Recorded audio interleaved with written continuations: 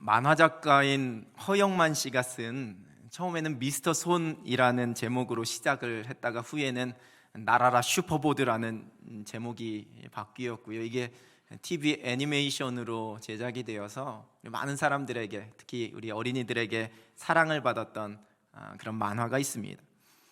이 나라라 슈퍼보드에 등장하는 캐릭터 중에 하나가 사오정입니다. 이 손오공 이야기죠. 사오정입니다. 저렇게 생겼는데요, 가는 귀를 먹은 캐릭터로 나옵니다. 그런데 자세히 보시면 이게 가는 귀를 먹은 게 아니라 이 머리살이 너무 이렇게 축 늘어져서 머리살이 귀를 덮었기 때문에 그래서 잘 안 들리는 그런 캐릭터로 이 만화 속에서 묘사가 되어집니다. 이 캐릭터에서 이렇게 영향을 받아서 파생이 되어서 한때 기억하시지요? 이 사오정 유머 시리즈가 나오게 되었습니다. 이 당시에는 참 재미있었는데 요즘 이런 유머하면 아저씨 유머라고 저희 아이들이 제발 밖에 나가서 그러지 말라고 저한테 부탁을 하면서 되게 별로 안 좋아하던데, 제가 처음 전도사 사역을 하던 시절에 이 사오정 이 유머 시리즈가 한참 유행을 했었고요. 그때 성경 이야기 중에서도 이 사오정 시리즈가 이렇게 나온 이야기가 있었습니다. 한번 해봐도 될까요? 예, 책임은 못 집니다. 한번 들어보셔요. 분명 분위기 좀 이상해질 텐데, 일단 요한복음 말씀에 예수님께서 가늠하다 붙잡혀온 여인을 사람들이 막 돌로 치려고 할 때 예수님께서 너희 중에 죄 없는 자가 먼저 돌로 치라 말씀하시고 예수님은 땅바닥에 무언가를 이렇게 적고 계셨지요. 근데 갑자기 이 여인에게 돌 던지는 소리가 막 나는 겁니다. 그래서 예수님도 깜짝 놀라 바라보시고 사람들도 누군가 봤더니만 사오정이 막 돌을 던지고 있었습니다. 그래서 사람들이 야 오정아, 이 순간에는 이 성경 이야기는 여기서 돌 던지면 안 되는 거야 그랬더니만 사오정이 스데반 집사 아니었어? 이렇게 감사합니다. 웃어주셔서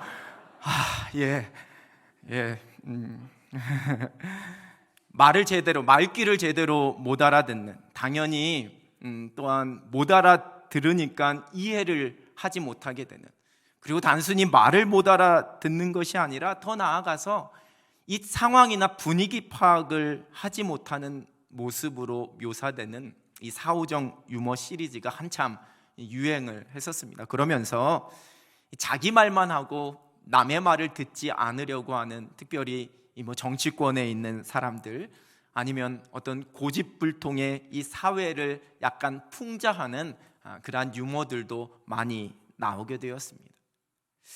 이 복음서에서 발견하게 되는 이 제자들의 모습을 보면 어쩌면 이런 사오정과 같은 모습이 막 가끔 보여질 때가 있습니다. 특별히 예수님께서 십자가에 관한 그런 말씀을 하실 때에 그 말씀 앞에 반응하는 제자들의 모습은 그 말씀을 제대로 이해하지 못하는 그런 답답함을 보여주게 됩니다. 몇 주 전 말씀에서도 함께 나누었듯이 100점짜리의 신앙 고백을 했었던 그 베드로가 그 예수님께서 십자가의 길을 말씀하실 때에 절대로 그렇게 되어서는 안 된다라고 이야기를 하자 예수님께서는 베드로에게 하나님의 일은 생각하지 않고 사람의 일을 생각한다라고 그렇게 책망을 하셨습니다. 그 후에도 여전히 예수님께서 말씀하시는 그 십자가의 길에 대해서 이 제자들은 이해를 한 것 같기도 하고 그렇지 않은 것 같기도 한 그러한 답답한 모습을 보이게 됩니다. 이런 오늘 본문이 기록된 이 마태복음 26장은 예수님께서 잡히시던 날 밤의 이야기를 기록하고 있습니다. 향유를 붓는 여인의 이야기, 예수님을 파는 가룟 유다, 또 제자들과의 마지막 유월절 만찬, 베드로의 부인 예고, 또 겟세마네의 기도, 그리고 예수님께서 잡히셔서 공회에 서시는 그러한 사건이 쭉 펼쳐지고 있습니다. 예수님의 십자가의 길을 예비하면서 그 향유를 붓고 있는 여인의 행동에 대한 제자들의 반응, 마태복음 26장 8절 9절은 이렇게 기록하고 있습니다. 제자들이 보고 분개하여 이르되 무슨 의도로 이것을 허비하느냐, 이것을 비싼 값에 팔아 가난한 자들에게 줄 수 있었겠도다 하거늘. 분개하면서 말했다, 성경은 기록합니다. 여러분, 만약 예수님이 곧 감당하셔야지만 되는 십자가의 길에 대해 제자들이 정확하게 이해하고 있었더라면 제자들이 이러한 반응을 보일 수 있었을까요? 제자들과의 마지막 만찬의 자리, 요한복음에만 기록된 예수님께서 제자들의 발을 씻겨주시는 그 자리에서 베드로는 처음에 그것을 거부합니다. 그런 베드로를 향하여서 예수님께서 내가 지금 하는 것을 지금은 네가 알지 못하지만 이후에는 알게 될 것이다, 이렇게 말씀하시지요. 그럼에도 불구하고 베드로는 끝까지 고집을 부립니다. 요한복음 13장 8절 상반절입니다. 베드로가 이르되 내 발을 절대로 씻지 못하시리이다. 그러나 예수님께서 내가 너를 이렇게 씻겨주지 않으면, 씻어주지 않으면 네가 나와 상관이 없다라고 말씀하시게 되자 그때 베드로는 그럼 발뿐만 아니라 제 손과 제 머리도 좀 씻어달라고 그렇게 요청합니다. 여러분, 물론 스승인 예수님께서 종이나 하는 일이었던 그 발을 씻어준다는 말에 이 제자로서의 송구함에서 그렇게 말했다라고 해석할 수도 있겠지요. 그러나 여전히 우리 예수님께서 이 땅에 오신 이유, 예수님께서 말씀하신 그 십자가의 길에 대한 이해가 없었기 때문에 그 무지함 가운데에서 나온 베드로의 반응이었습니다. 그리고 오히려 예수님께서 나랑 아무 상관이 없다라는 말에 깜짝 놀라면서 이후에 예수님께서 이루실 그 영광스러운 일, 자신이 기대하고 있었던 그 승리의 날에 내가 예수님과 아무 상관이 없는 사람이 되면 안 되니까 내 손도 내 머리도 다 씻어달라고 그렇게 요청하고 있습니다. 6월절 만찬 이후에 예수님께서는 오늘 밤 그 제자들이 다 예수님을 버릴 것이다, 이렇게 말씀하십니다. 그러자 베드로가 대답합니다. 마태복음 26장 33절입니다. 베드로가 대답하여 이르되 모두 주를 버릴지라도 나는 결코 버리지 않겠나이다. 열정적이고 충성심이 대단했던 베드로를 생각할 때에 여러분, 어찌 보면 당연한 그런 반응일 수도 있습니다. 그러나 베드로가 그 십자가의 길을 이해하고 있었더라면, 예수님께서 하셨던 책망처럼 사람의 일이 아니라 하나님의 일을 생각하고 있었더라면 예수님께서 감당하셔야 할 그 구원 사역이 무엇인지를 이해하고 있었더라면 여러분, 베드로가 이렇게 반응하지는 않았을 것입니다. 예수님이 지실 십자가의 길을 이해했더라면 오히려 그 고난과 그 죽음의 두려움, 그 위협 앞에 흔들릴 수 있는 그 자신들의 연약함을 불쌍히 여겨달라고 간구했어야 합니다.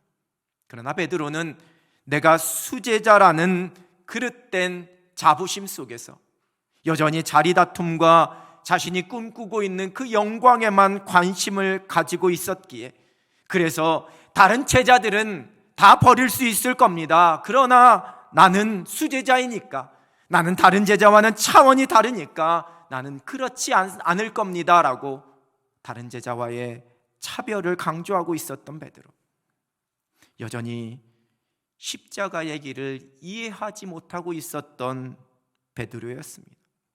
그리고 그러한 베드로에게 예수님께서는 오늘 밤에 네가 나를 3번 부인할 것이다 말씀하십니다.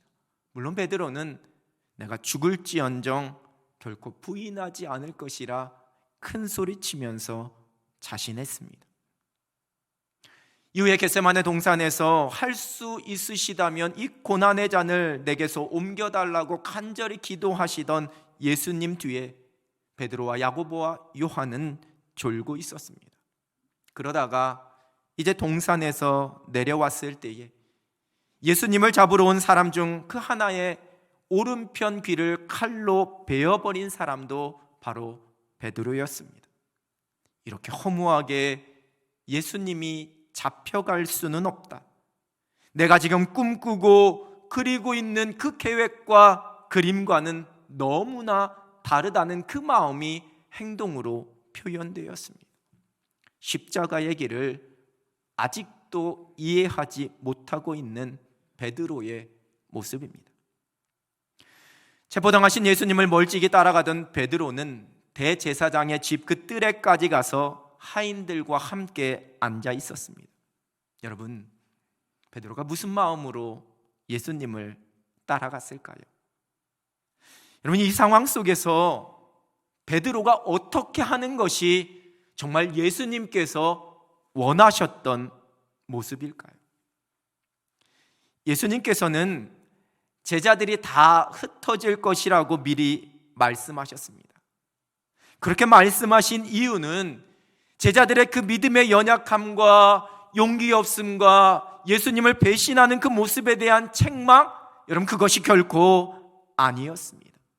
어찌 보면 예수님은 그 모든 것을 다 이해하셨습니다. 그들의 연약함, 그들의 두려움을 다 이해하셨습니다. 그리고 지금이 아니라 더 훗날에 제자들이 감당해야지만 되는 그 일을 기대하고 계셨습니다. 제자들과 함께 하시면서 그 제자들에게 하나님 나라를 말씀해 주신, 하나님의 계획과 하나님의 뜻을 가르쳐 주신 이유, 그것은 곧 그들이 감당해야지만 되는 그 사명, 예수님의 십자가에서의 죽으심과 부활하심의 이 복음의 구원의 소식, 그 복음의 사명을 감당해야 하기에 예수님께서는 그들을 특별히 훈련시키셨습니다. 결코 제자들이 지금 이 순간에 예수님과 함께 잡혀서 예수님과 같이 십자가에서 죽는 것, 그것이 예수님의 계획과 뜻이 아니었습니다. 그래서 예수님께서는 베드로에게 이렇게 말씀하셨습니다. 누가복음 22장 32절입니다.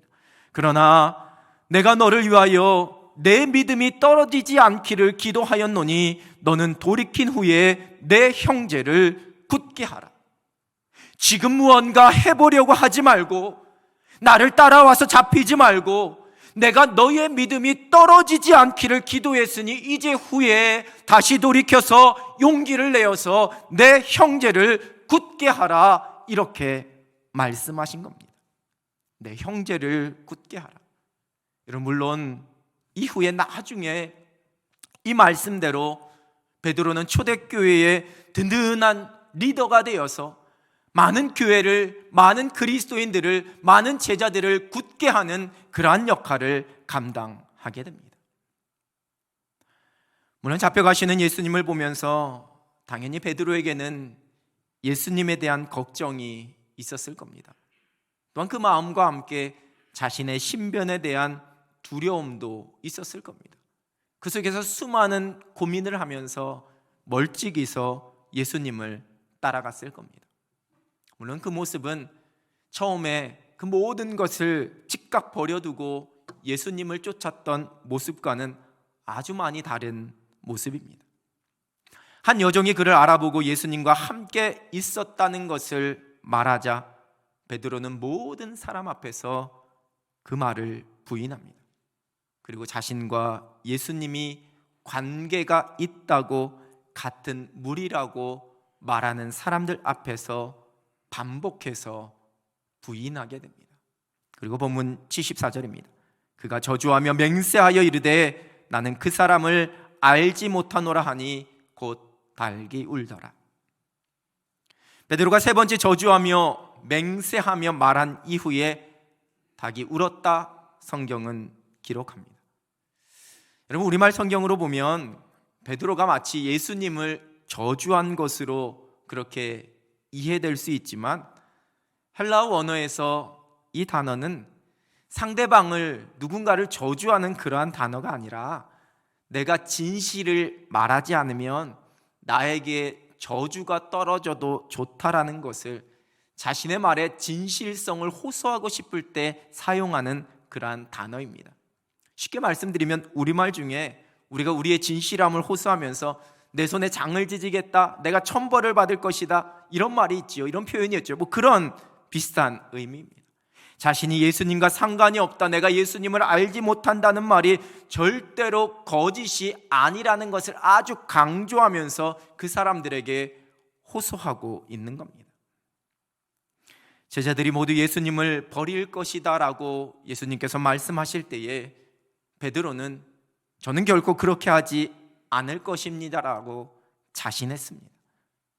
자신이 예수님을 3번 부인할 것이다라는 그 예수님의 말씀에도 죽을지언정 결코 부인하지 않겠다라고 베드로는 자신했습니다.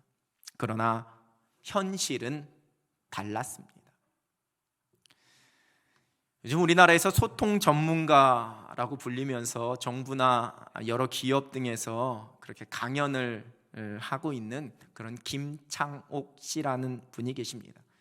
원래는 이분이 대학 때 성악을 전공했고요, 뮤지컬 배우나 연극 배우로 활동을 하다가 서울여대 교목실 겸임 교수로 재직하고 있던 중에 김창옥 휴먼 컴퍼니라는 것을 설립하고 사람들에게 소통 또 목소리에 관해서 이렇게 강의를 시작했다고 합니다. 그러다가 소통 전문가라는 그러한 애칭, 별칭을 받게 되었는데 이분이 쓴 책 중에 유쾌한 소통의 법칙 67이라는 책이 있습니다. 소통하려면 이라는 주제로 잘 소통하는 67가지의 법칙을 책에서 쓰고 있습니다. 그 중에 16번째가 소통하려면 힘을 빼라입니다. 저자는 이 장에서 우리가 요즘 TV에 토크쇼라고 보통 하지요, 이 예능 버라이어티 예능 프로그램을 보면 여러 명의 출연자들이 막 나와서 같이 서로 막 자신의 이야기를 하는 그러한 모습을 보게 됩니다.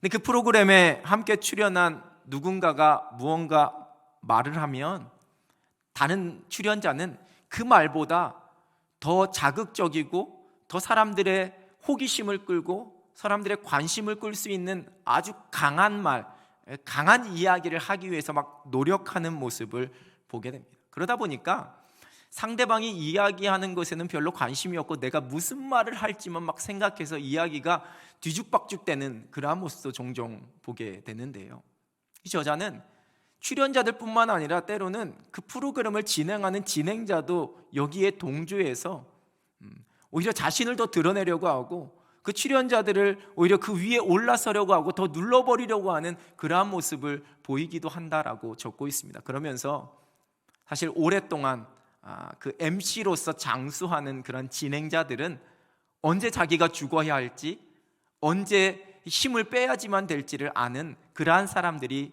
오랫동안 인기를 끌고 그렇게 사람들이 찾게 된다, 이러한 글을 쓰고 있습니다. 그러면서 그 책에 한 외국의 40대 여성의 교통사고를 당했던 그러한 일을 기록합니다. 한 여성이 고속도로에서 운전을 하고 가고 있는데 차들이 점점 앞차들이 서행을 하면서 정차를 해서 이 여성도 그 뒤에 차를 멈춰 세웠다고 합니다. 근데 백미러를 보니까 뒤에 따라오던 차가 속도를 늦출 생각을 하지 않고 그냥 그 속도로 계속 달려오고 있는 것이었습니다. 아마도 운전자가 한눈을 팔면서 앞에 차들이 정차해 있는 것을 보지 못했던 것 같습니다. 이 여성 운전자는 순간 두려움이 몰려왔습니다. 그런데 그 짧은 순간에 그 운전대에서 이 여성이 손을 놓아버리고 그 몸에서 힘을 다 뺐다고 합니다. 그 이유는 평생 동안 무언가를 붙잡으려고 몸에 잔뜩 힘을 주고 그렇게 움켜쥐며 살았던 자신의 모습이 생각나면서 내가 이 마지막 죽음의 순간만큼은 평온하게 그 모든 것을 내려놓고 싶어서 운전대에서도 손을 놓고 그냥 몸에서 다 힘을 뺐다고 합니다. 그리고 몇 초 후에 그 달려오던 뒷차는 그녀의 차와 강하게 충돌하였고 그 차는 아주 종잇장처럼 그렇게 부서지게 되었답니다. 근데 놀랍게도 그 차 안에서 그 여성은 그렇게 많이 다치지 않고 구조되게 되었습니다. 전문가들은 그녀가 그 사고 그 순간에 온몸에서 힘을 뺀 것이 이 기적을 일으키게 되었다라고 말했습니다. 그러면서 저자는 이 장의 마지막 결론을 이렇게 적고 있습니다. 에너지와 에너지가 충돌하면 결국 휘거나 부러져 버리는 것 외에 달리 방법이 없다. 따라서 강한 에너지에 맞서려면 내 안에 에너지를 내려놓으면 된다. 무슨 의미인지 이해되시는지요? 나의 것을 내려놓고 내 몸에서 내 감정과 내 지식과 내 의지에서 힘을 빼지 않으면 내가 다른 사람을 이해할 수가 없습니다. 그 사람들의 말에 귀를 기울일 수가 없습니다. 방어적이 됩니다. 내 생각으로 모든 것을 판단하게 되는 겁니다. 그때에는 도무지 소통할 수가 없는 겁니다. 베드로에게는 여전히 내려놓지 못한 것이 있었습니다. 그렇기 때문에 십자가의 길에 대한 예수님의 반복적인 그 말씀을 도무지 이해할 수가 없었습니다. 예수님이 누구신지에 대한 신앙의 고백은 베드로에게 있었지만 하나님의 아들이셨던 예수 그리스도, 그분이 가지고 계신 그 능력으로 이루실 일에 대해서는 예수님과는 전혀 다른 기대가 여전히 베드로 속에 자리 잡고 있었습니다. 말 그대로 동상이몽에서 헤어나오지 못하고 있었습니다. 자신에게 있었던 기대와 희망, 그 꿈과 그 소원을 내려놓지 못했기 때문에, 힘을 빼지 못했기 때문에 그것에 붙잡혀서 예수님의 말씀을 받아들이지 못하고 있었습니다. 다 흩어질 것이라는 그 말씀에도 나는 아니라고 주장하면서, 그러면서 예수님을 멀찍이 따라갔습니다. 그러나 결국 예수님을 부인하며 현실에서 무너지게 됩니다. 베드로에게 있었던 교만 때문이었습니다. 베드로는 자신의 연약함을, 그렇게 말씀해 주신 예수님의 그 말씀 인정하지 않았습니다. 자신의 연약함을 인정하지 않았던 겁니다. 자신의 믿음에 대한 자신감이 있었습니다. 교만이었습니다. 모두 주를 버릴지라도 나는 결코 버리지 않겠습니다. 누가복음 22장 33절입니다. 그가 말하되 주여 내가 주와 함께 오게도 죽는 데에도 가기를 각오하였나이다. 요한복음 13장 37절 하반절입니다. 주를 위하여 내 목숨을 버리겠나이다. 여러분, 물론 훗날 이 말씀 그대로 이루어졌습니다. 그러나 지금은 아니었습니다. 그에게 있었던 자신의 믿음에 대한, 자신의 용기에 대한 어리석은 자신감이었습니다. 교만이었습니다. 베드로는 자신만만했습니다. 내가 수제자인데, 내가 그래도 몇 발자국이지만 무리를 걸었던 사람인데 너희는 나를 누구라 하느냐는 예수님의 질문에 대한 멋진 신앙 고백으로 100점을 맞은 칭찬받은 사람인데, 예수님이 특별히 나를 사랑하셔서 나를 변화산에도, 나를 겟세마네 동산에도 데려갔던 그러한 사람인데, 그러나 그 자신감에서 나온 교만함으로 현실 앞에서 무너지게 됩니다. 그것도 한 여종의 말에 예수님을 부인하게 됩니다. 훗날 하나님께서는 이 모든 일들을 통해 깊은 깨달음을 얻었을 그 베드로를 통해서 베드로전서 5장 5절 6절에서 이렇게 말씀하십니다. 젊은 자들아, 이와 같이 장로들에게 순종하고 다 서로 겸손으로 허리를 동이라. 하나님은 교만한 자를 대적하시되 겸손한 자들에게는 은혜를 주시느니라. 그러므로 하나님의 능하신 손 아래에서 겸손하라. 때가 되면 너희를 높이시리라. 또한 베드로는 예수님의 말씀에 불순종했습니다. 예수님께서는 그 십자가의 길을 앞두시고 베드로와 제자들이 해야 할 일을 끊임없이 반복해서 말씀하셨습니다. 그러나 베드로는 그 말씀대로 순종하지 않았습니다. 십자가의 길을 말씀하실 때마다 만류했던, 예수님의 말씀에 엉뚱한 반응을 했었던, 예수님을 잡으러 온 자의 그 귀를 칼로 내리쳤던 베드로를 향한 우리 예수님의 말씀을 여러분 쉽게 표현하자면, 베드로야, 그러지 마라. 하나님의 뜻에 순종하며 하나님의 때를 기다리고 하나님의 일을 기다려야 한다, 이 말씀이었습니다. 그러나 베드로는 그 예수님의 말씀을 들으려고 하지 않았습니다.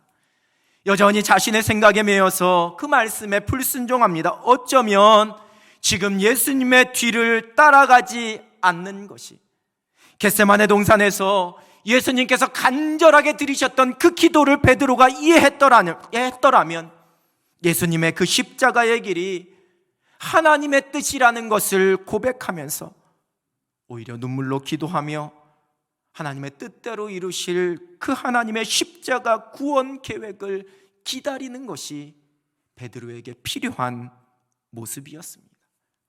그렇게 했더라면 당연히 예수님을 부인하는 일이 베드로에게 일어나지 않았을 수도 있었을 것입니다. 제자들이 다 흩어질 것이라는, 다 부인할 것이라는 그 말씀 믿지 못하고 불순종했던 베드로가 받아든 결과는 예수님을 3번이나 부인하는 그러한 무너짐과 실패였습니다. 베드로는 예수님께서 지시는 그 십자가의 의미를 깨닫지 못했습니다. 영적인 깨달음이 없었던 겁니다. 제자로서의 삶, 그리스도인의 그 삶에 대해 아주 큰 오해를 하고 있었습니다. 고난이 아닌 영광만을 기대하면서 소망했습니다. 아주 이기적인 신앙입니다. 받을 영광, 받을 복만 계수하고 있습니다.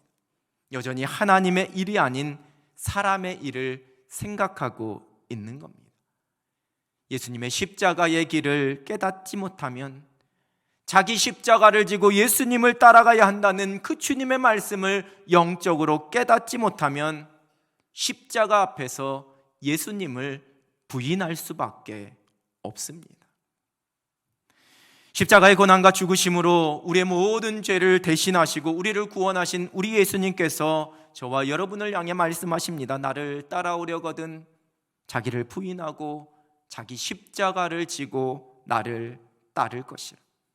자기를 부인하고 십자가를 지고 가는 사람, 그 사람이 곧 예수님의 사람입니다. 십자가 앞에서 겸손히 섭니다. 내가 죄와 허물로 죽었던 죄인임을 십자가 앞에서 날마다 겸손히 고백합니다.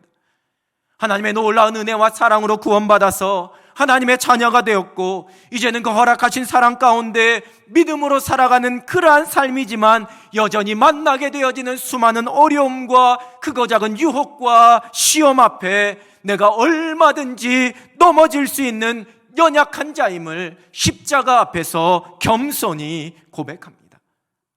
하나님 앞에서 나의 연약함을 겸손히 고백하면서 하나님, 그러나 내가 약할 그때에 강함이 되시는 하나님의 능력이 나타남을 내가 믿습니다. 하나님을 전적으로 신뢰합니다.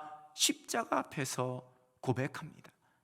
그것이 바로 십자가 앞에서의 겸손입니다.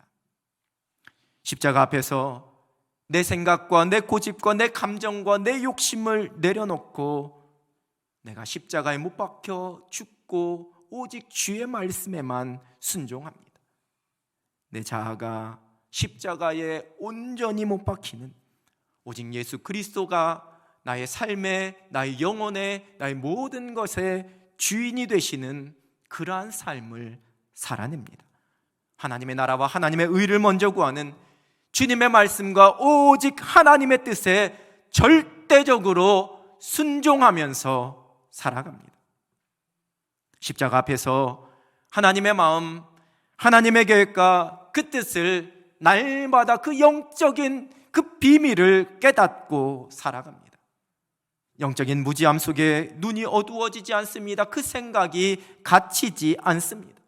내 유익과 내 욕심만을 계산하면서 내 자신을 위하여 이 땅에 재산을 쌓아놓는 어리석은 부자가 되지 않습니다. 하나님께 대하여 부유한 자로 하나님의 마음과 하나님의 비전과 하나님의 계획을 깨닫고 이 세상을 영적으로 분별하며 날마다 주의 말씀을 깨달으며 살아갑니다.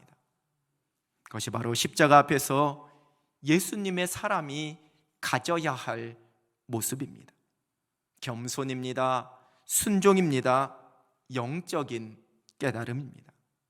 그때 비로소 우리가 우리의 십자가를 지고 우리 예수님을 따라갈 수가 있는 것입니다. 예수님의 사람으로 우리 예수님의 그 십자가 앞에서 날마다 자기를 부인하고 오직 예수님을 따라갈 수 있는 그런 겸손한, 순종하는 영적인 깨달음을 얻는 여러분 되시기를 우리 주님의 이름으로 축원합니다. 기도하겠습니다. 살아계신 하나님 아버지, 죄인된 우리를 위해 하나님의 아들 예수 그리스도를 이 땅에 보내주시고 그 십자가에서의 고난과 죽으심을 통해 우리를 의롭다 하시며 우리에게 영원한 생명을 허락하여 주심에 하나님 감사합니다. 십자가 앞에서 여전히 어리석은 모습으로, 고집된 모습으로, 교만한 모습으로, 불순종하는 모습으로 살아가는 우리의 모습을 주님 긍휼히 여겨주시고 하나님의 자녀답게 겸손함으로, 순종함으로, 영적인 깨달음으로 십자가 지고 살아갈 수 있는 하늘 백성이 되게 하여 주시옵소서. 날마다 우리를 십자가의 은혜 속에, 십자가의 능력 속에 붙잡아 주실 우리 하나님 기대하오며 예수 그리스도의 이름으로 기도드립니다. 아멘.